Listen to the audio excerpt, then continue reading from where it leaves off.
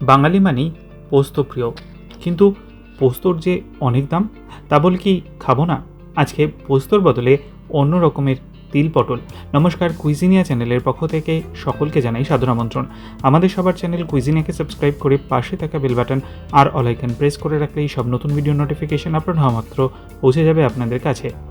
দুর্দান্ত স্বাদের সম্পূর্ণ নিরামিষ তিল পটল, যেটা খেলে পোস্তর স্বাদ ভুলে যাবেন।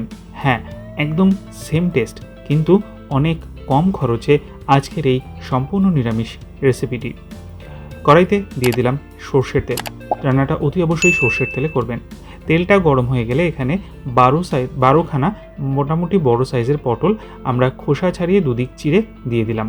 পটলগুলো কিন্তু আমার মোট এখানে 600 থেকে 650 গ্রাম ওজন ছিল 12টা পটলের।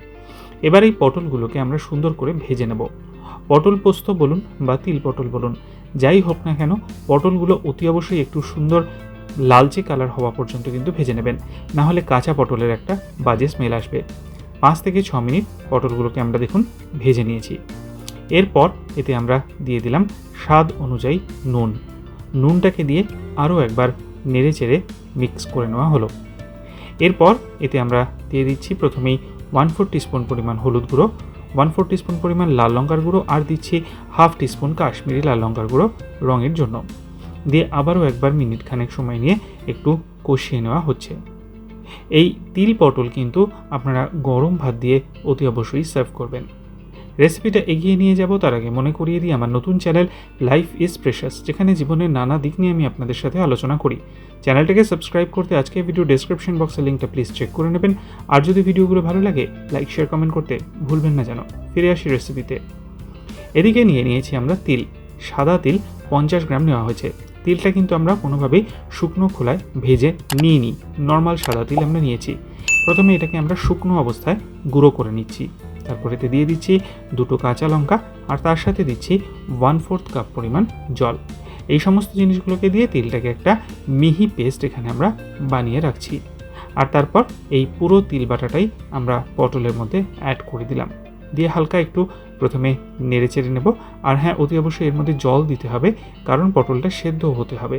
তাই এর মধ্যে আমরা দিয়ে দিলাম মিক্সির বাটিটাকে ধুয়ে 200 মিলিলিটার পরিমাণ জল।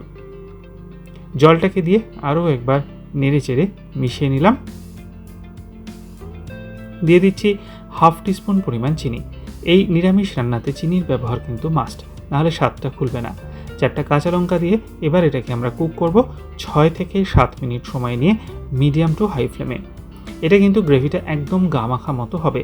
আর এটা কিন্তু দেখবেন যখন বেশ কিছুটা শুকিয়ে আসছে, ঠিক এইরকম কন্ডিশনে, তখন ওপর থেকে আপনারা ছড়িয়ে দিন 1 টেবিল চামচ পরিমাণ কাঁচা সর্ষের তেল। এটাই কিন্তু এই রান্নাটায় আলাদা মাত্রা যোগ করে সাদা তিল বাটার সাথে। এখন একদম রেডি হয়ে গেল আমাদের দারুণ লোভনীয় তিল পটল। বাড়িতে অতি অবশ্যই এই পটলের সিজনে বাড়িয়ে খেয়ে আমাকে কমেন্টে জানান কেমন লাগলো। ভালো লাগলে বরাবর মতো লাইক শেয়ার করতে ভুলবেন না যেন। যারা এখনও চ্যানেল কুইজিনেকে সাবস্ক্রাইব করেনি, অনুরোধ করবো চ্যানেলটাকে সাবস্ক্রাইব করে এই পরিবারের সদস্য হয়ে যাওয়ার জন্য। লাইফ ইজ প্রেশাস গল্পের শিকালিকাল চ্যানেল দুটিকে সাবস্ক্রাইব করতে আজকের ভিডিও ডিসক্রিপশন বক্সের লিঙ্কটা প্লিজ চেক করে নেবেন। সবাই ভালো থাকবেন, সুস্থ থাকবেন। দেখা হবে পরের রেসিপি নিয়ে। আজ এ পর্যন্তই, নমস্কার।